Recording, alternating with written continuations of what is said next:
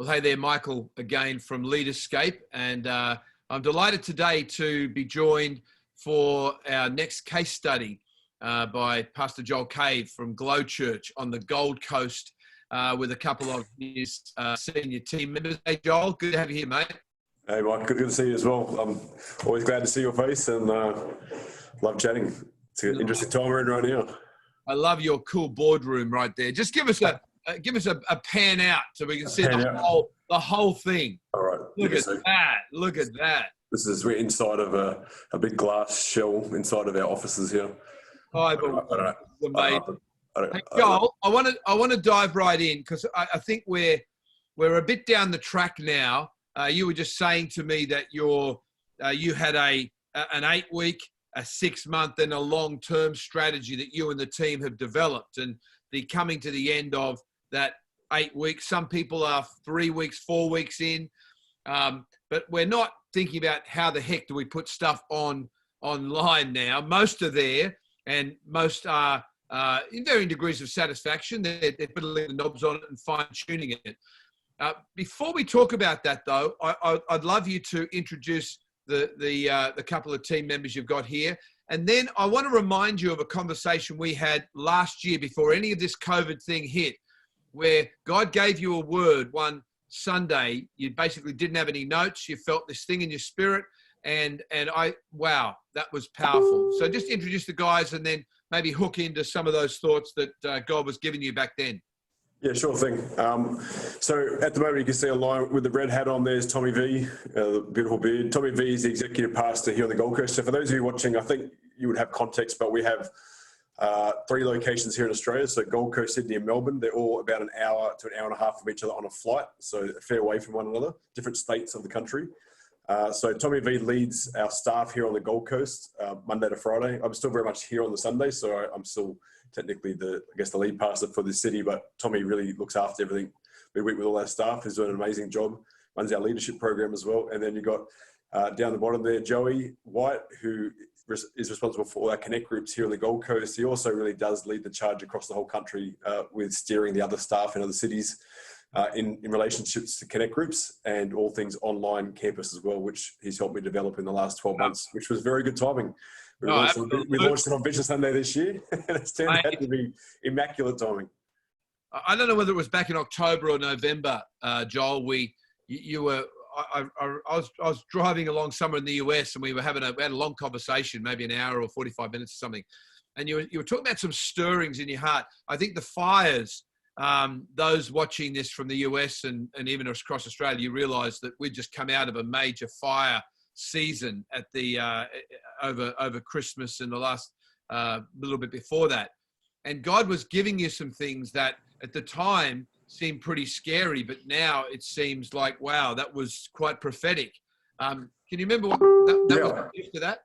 Yeah, last November. So every year as a church in November, we do a series called November Rain, which is a series dedicated to the Holy Spirit. And so it's obviously a very different time of the year. We go in a different direction in terms of the way we preach on Sundays. And then we also have an extra service at the end of the day to ministry, which we wouldn't normally have. And during that season, I was really, the best way I could describe it is I was having these thoughts, feelings that just didn't make any sense. And even at the time, I knew that if I was to get up and preach it, I remember saying, this feels like, this is really putting myself out on the line here because it feels so removed from what probably everyone else is saying at that time. I can verify that. You said exactly those kind of words to me that day. Yeah, it almost felt like I was swimming up the other side of the river. And I think by nature, I'm quite, if I'm just going to go say something, I like, from a leadership perspective, I have no problem saying whatever I have to say, but from a preaching point of view, I really honor the pulpit in the sense that I don't want to get up and say that it's not from God. So I sat on it for weeks, and then leading into the Sunday where I know God had really given me this word. So to give context, I know across the world, people would have seen that, particularly December, January, we had some horrific bushfires across the country. But here in Queensland, we actually had experienced those a little bit earlier than most other places. That was in November. So we had those issues here on the Gold Coast. We had people that had lost homes already at that point. Wow. And so I felt this God stirring in my spirit, and I'll share what it was in a moment. And I was like, God, I need a confirmation. And I walked into our local Woolworths, and the whole thing was, the basis of it was this. I felt God said to me that what's happening in the natural right now is going to happen supernaturally in 2020. So what is currently dead and is lifeless, and that's what happens with fires when a wind hits it, it catches on fire. And I felt like God said to me, what's happening in the natural is going to happen in the supernatural, where dead Christians will come alive again.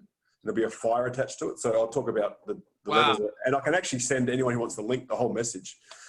You can see it in its whole 35-minute entirety, and it makes sense. If you go back to watching November, it didn't make sense in November, but it makes a heck of a lot of sense right now.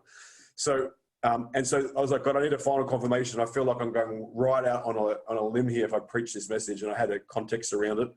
And as I was, and I knew the message about fire. As I walked back out from Woolworths, and I was having these thoughts on God, I need, this is like, does it feel right? I'll be obedient if you want me to preach it. And I walked out, there's this massive American SUV vehicle, which we don't really have many of in Australia, and I haven't seen it since. Yeah. It was a big red SUV, and on the number plate, it said, "Yes, fire," with an exclamation mark. Wow. And I was like, okay, I get the point. Okay. Like, I've never seen it since. I've actually got a photo of it as well. Someone sent it to me the next day. They saw it as well and took a photo of it. So I preached this message, and in essence, it was that in 2020, we're going to see particularly Christians who have become dry and dead come alive again, and that there was going to be a supernatural event that took place across the planet, and it was going to affect every person, and it would respect no person. It would go sweep through the whole planet, and it was going to force people back to God, and that there was going to be supernatural healing start to happen, and that it would turn people back to God.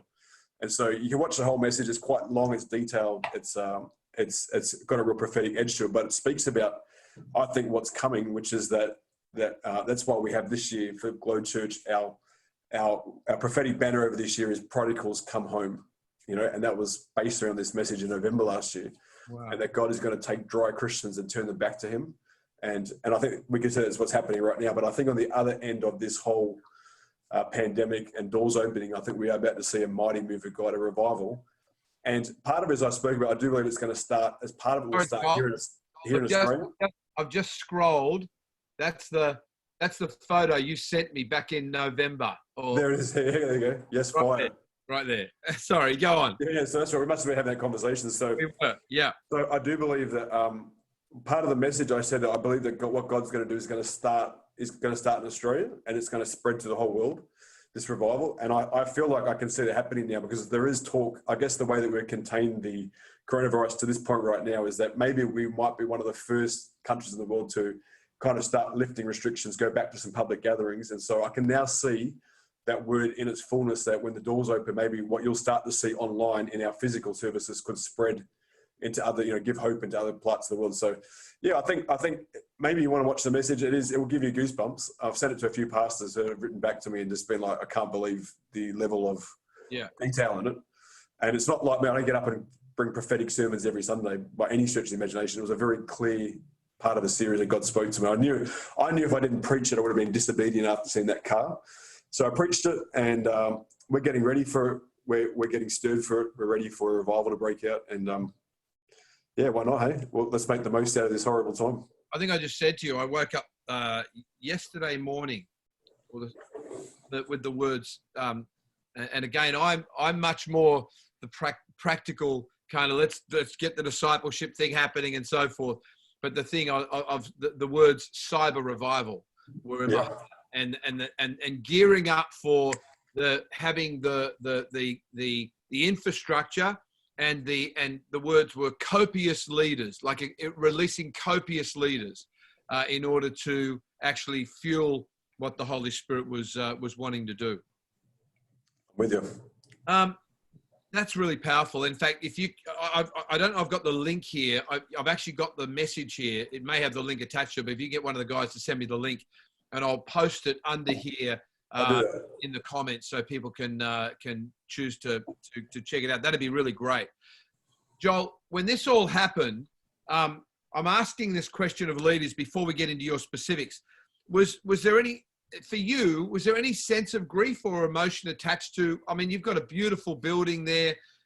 You've just opened Melbourne.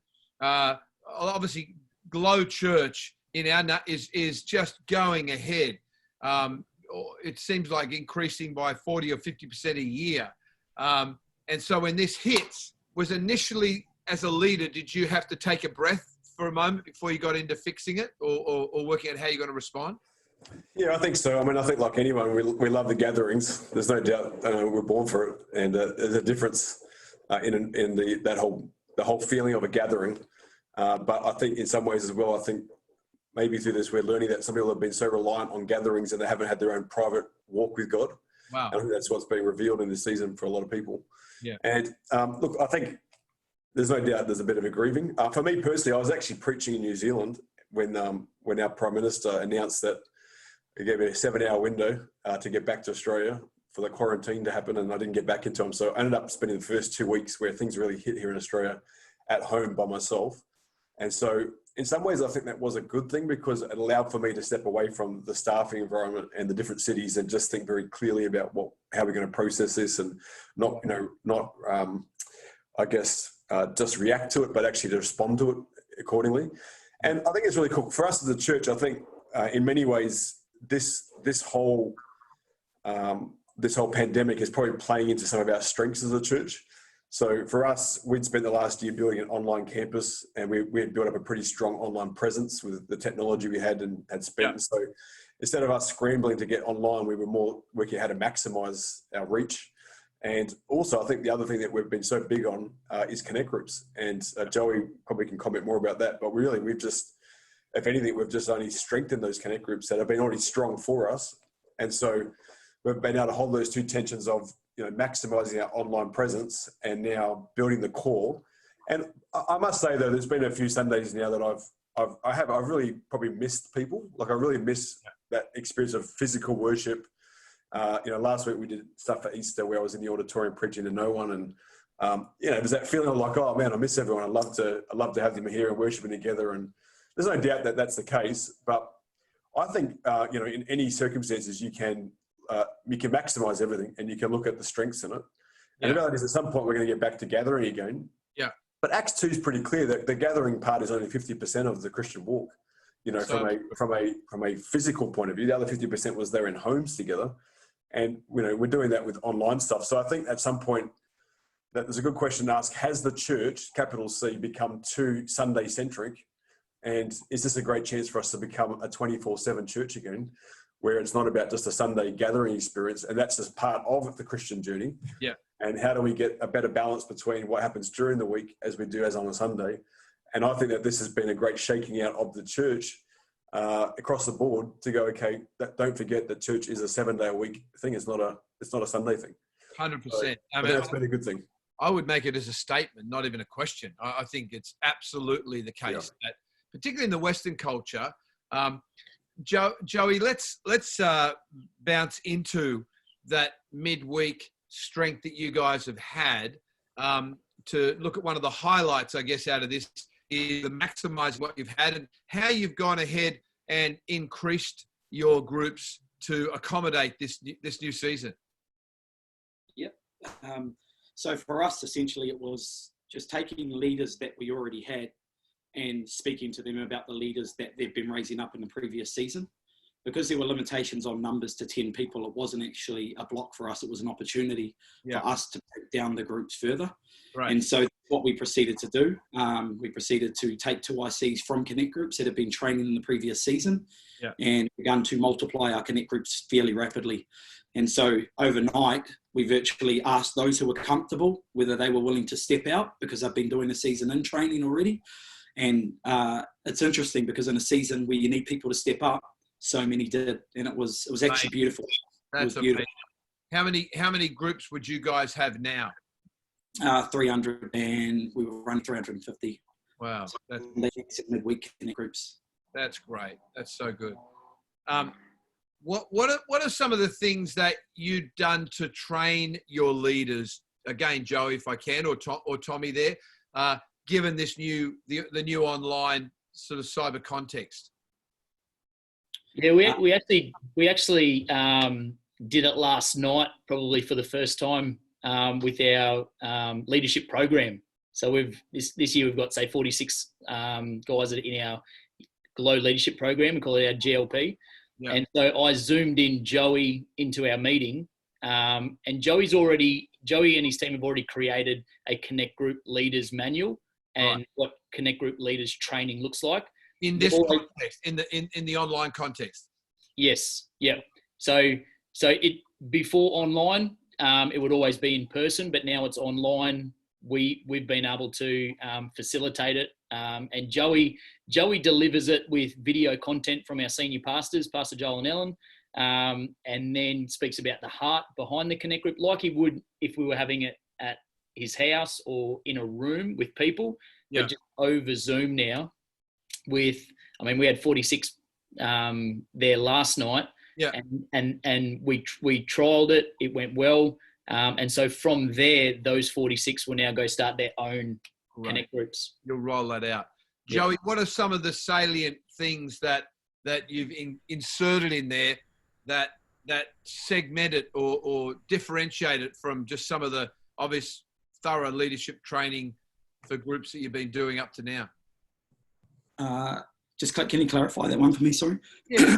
Now we're online. What are some of the things you've found you've had to tweak and shift for leaders as you train them in the new context? It's more just taking one thing Pastor Joel's very intentional with that I've taken on is just listening to the heart of our pastor when he preaches as well. They're being trained every week. And so it's just capturing that in that training and talking about the heart of where they're at. But probably the main thing is just making sure they're connecting and they're doing what the heart of this house is. And that's literally just to love people. Honestly, who are they loving in their world and so forth. So good. Good. Joel, one of the things that guys have been obviously concerned about around the world is the economic strength of their churches. And it's never been about that, certainly for, 99% of pastors.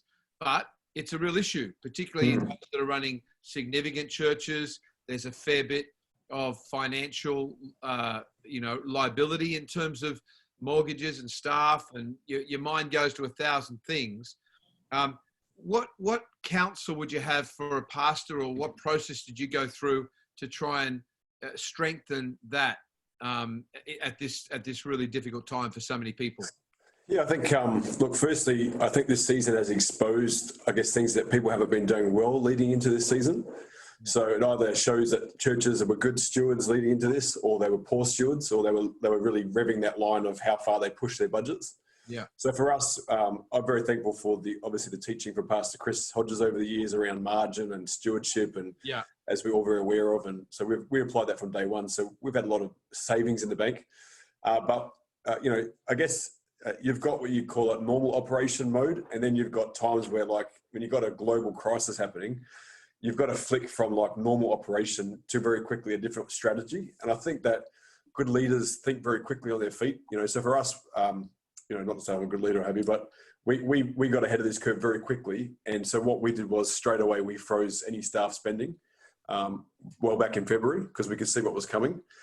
Just so we could see what we didn't know. And at that time we said, we don't know what we don't know. So let's just freeze everything. Let's just keep as much of, the priority going to be always to keep our staff.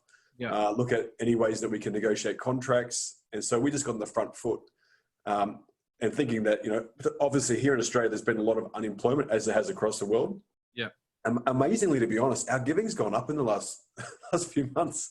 So we're just trying to get our head around it. I guess it shows like the heart of people, like when they see their church and they love their church and they want to put God first. It's been quite amazing to watch that happen across the cities, and if anything, we've reduced our cost by 50%. So it's been a good season of.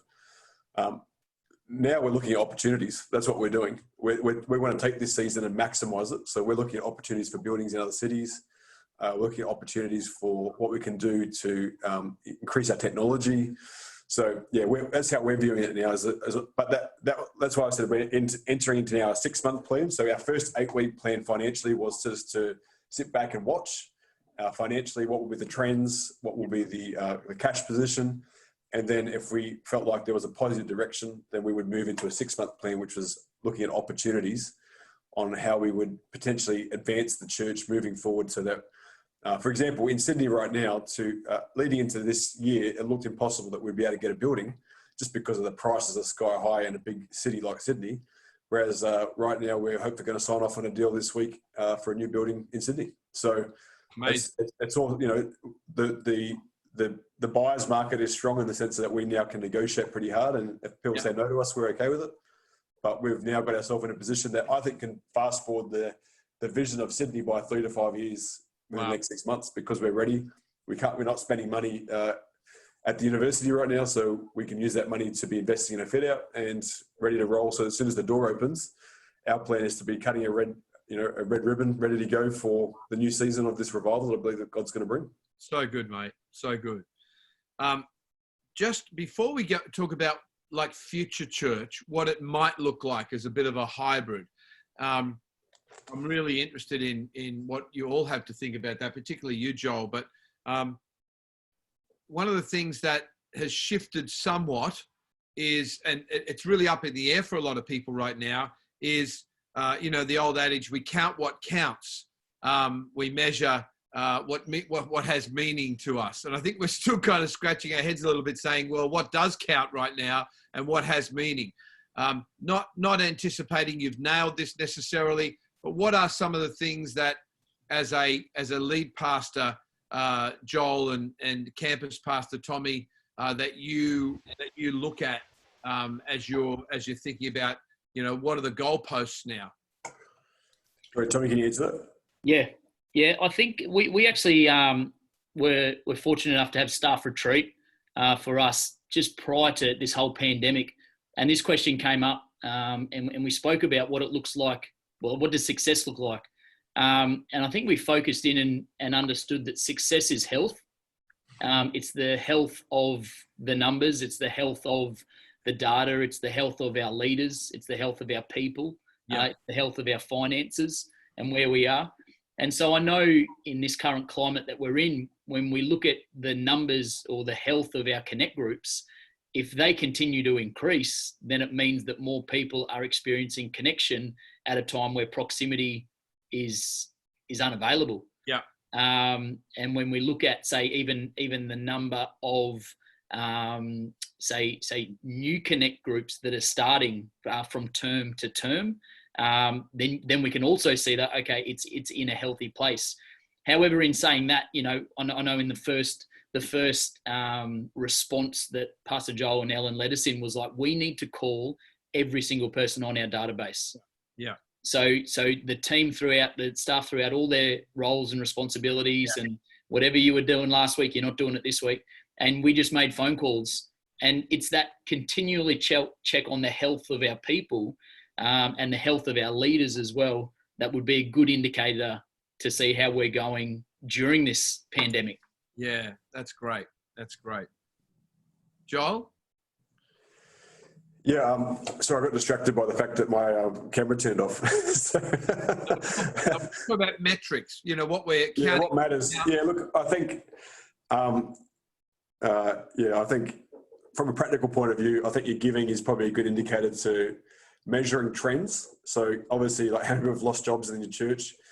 So we're looking at the moment, how many connect groups have we got across all the cities?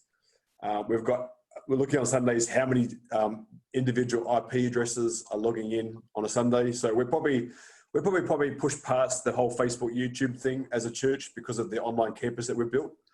So we're probably measuring a bit more.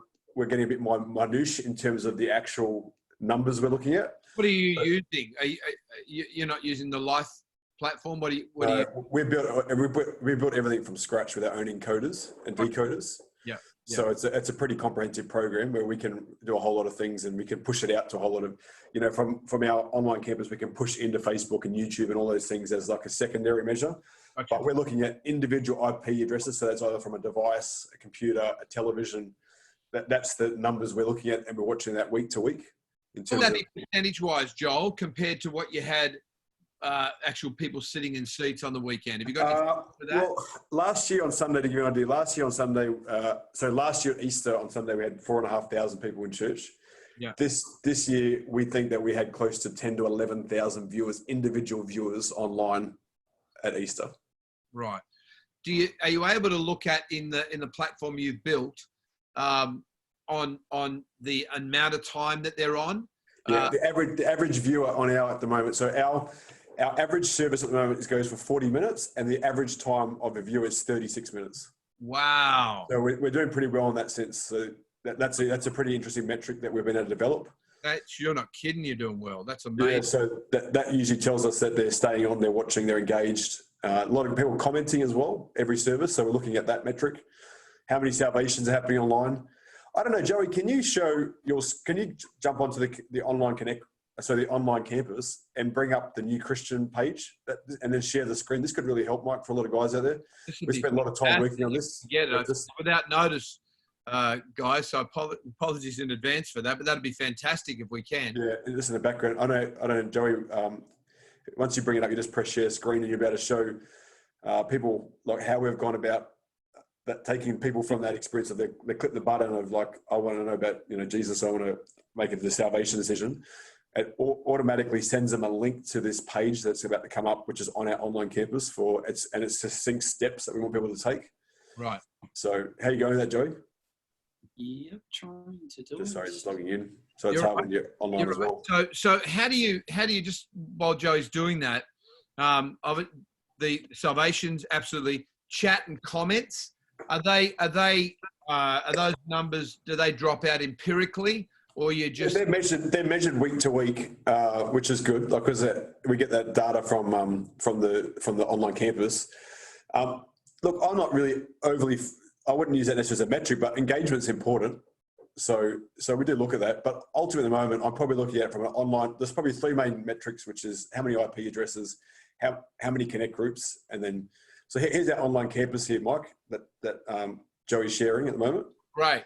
So if you just go to that new Christian tab, so I've prayed the prayer, it's going to click on it, and then here's what you're going to get straight away once it loads. It's going to say, firstly, it's going to say to people, keep coming back to watch us. They have an option there to connect, so they can press connect, and they will fill out a digital welcome card. Again, there's no pressure for people. We don't want them to fill it. They have to. You'll see as well, there's a chat comment in the right-hand corner there. Anyone can ask questions at any time on our website, which is great. And there's a live person on there, or is it? Yep. It goes to guys that can type straight back to them. So that's at any 24/7 part of the day. Step 2, we want people to download a free Bible. So just again, making it really easy online for someone to download the YouVersion app, just so it's straight away they've got something in their hand. Right. Step 3, we've connected the Alpha series. We've been using this for years now, and it's the newest one. And they can go straight on and watch it and start that series. And we reference it every week. Again, it just shows you those real quick steps straight away for people. And then if you go down a bit further, Joey, you'll see there. And then you can go to our resources page as well, Joey. This might help people as well. Just again, for people that are maybe new to church, we've just been working really hard on this stuff, just so people, it's more than just an online experience. They can actually get up very quickly, get skilled. They can go to our podcast. Obviously, that's going to have messages from years gone by. Keep going up or down, whatever it is. They can access all the different praise and worship music so that they can jump on it, and there's heaps of different options there. Keep going. We've got then testimonies of people's lives each week that they can watch just to see their lives being changed. It's something very big that we do every week. We don't really have a giving message. We just show a video of people's lives change. Keep going. We've got then all the notes from each week. They can go on it and they can click on it. They can host it for their Connect group. And also we have people that don't come to our church in particularly country towns around Australia, that they can run a little church service and they can then have all the notes as well. They can connect on that. Keep going. I don't know what's next. Yeah, this talks about our church, and then so that's a little bit of a snapshot for people. So it's beyond just the actual online experience itself. It's actually straight away they can do stuff with it. So I think I would encourage pastors out there. We're going to be here for a while at the moment. You've got to think past YouTube and Facebook. You've got to have a really easy way for people to connect. So if you just scroll up, this is the front of our page. It's got some videos there for people to talks about the service times, our online Connect groups there. They can join a Connect group and they can zoom into one of the Connect groups. We've now got Connect groups that run across all 3 cities together, which is really cool as well. Very good. People from all over the world are joining onto our Connect groups that just, keep going up. We've got obviously a 24-hour pastoral care line that people can call and get help at any point. A little bit about our church. So that's just a bit of a snapshot. Maybe pull that out now, Joey. But just just help people understand it's more than just watching our online service. So we would measure IP addresses, how many Connect groups we're running right now, and then the third thing that's important is what was I talking about before? Our finances. I mean, our finances is a very important measure. It's Yeah. I'm more interested in the trend right now than the dollar number. Yeah. That's what I'm looking at. Yeah, totally. A 1 month trend, a 13-week trend, and a 52-week trend. That's what we're looking at. Very good. Yep. Joel, just final thoughts maybe, and so appreciate that, Tommy and Joey. That was really, really helpful. Two quick thoughts. First of all, you've built that, and obviously there's a fair bit of expense involved. We will be speaking here to churches of thousands of people, but churches of 150.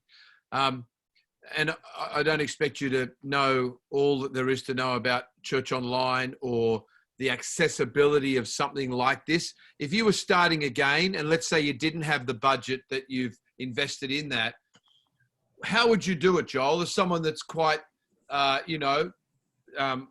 IT / social media, digitally savvy, how would you do it again if you weren't going to spend a lot of money?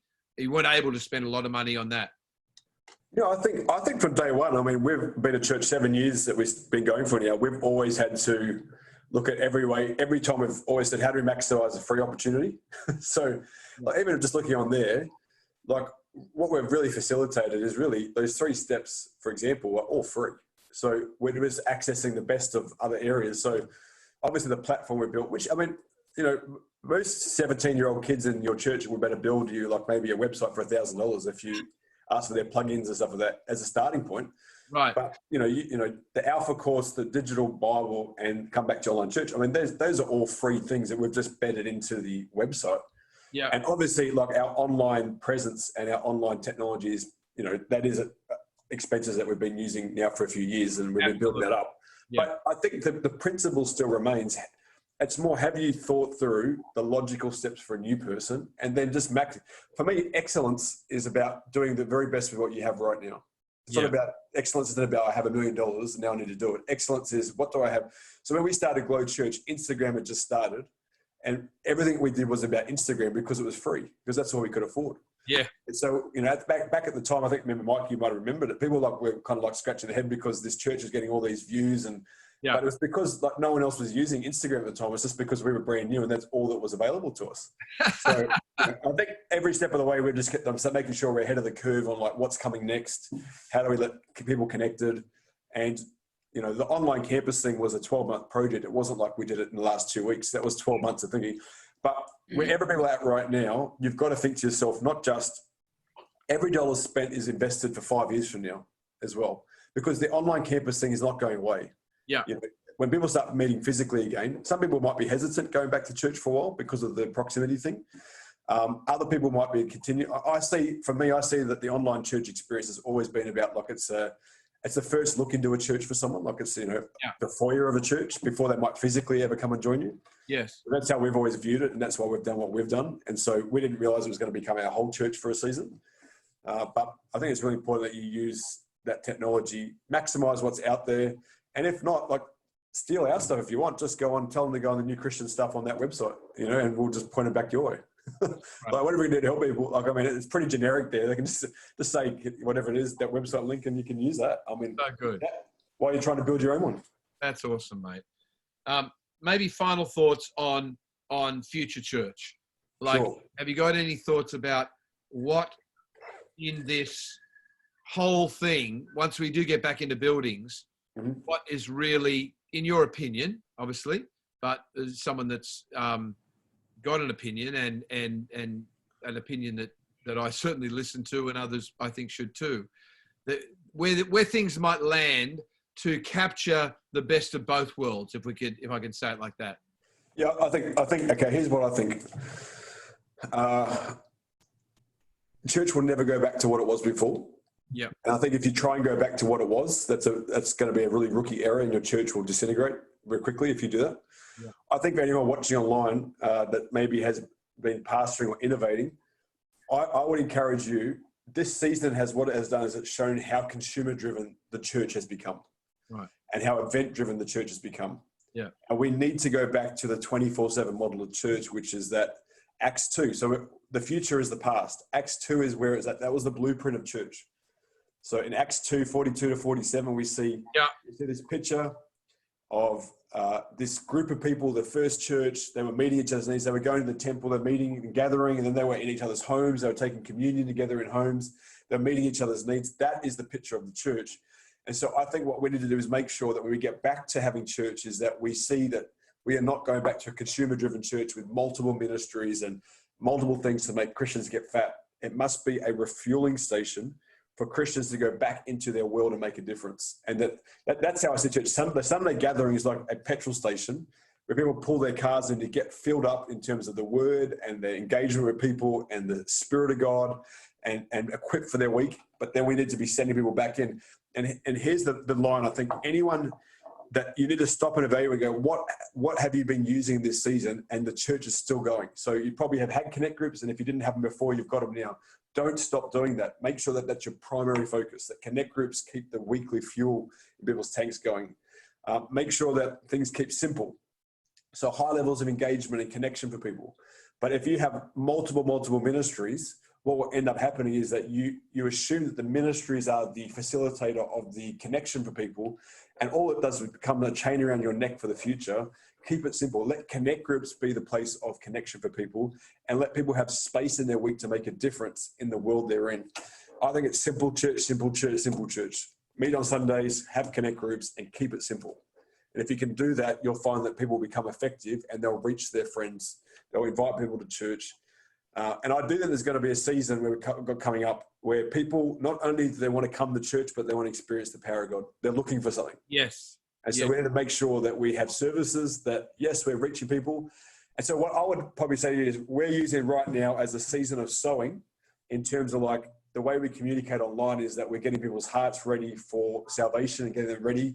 But when they come into a physical experience, I want to see the power of God in operation, healings, prophetic words over people's lives, the salvation calls. I want to see altars full of people that are getting their lives right with God. I think we need to get that wrestle right. And so that might not be what it's like 3, 4, 5 years from now, but I think this first season off the back of coming back into church is get everyone ready for an experience with God that they can't have necessarily by themselves, because when 2 or 3 are gathered, there he is. And the power of God will start to manifest itself in ways that I don't think we've seen for a long time, because I think people are hungry for God. Definitely. They're moving away from the consumer feed me mentality to like, okay, I've got nothing left, God. I'm abandoned. What do you want from me, God?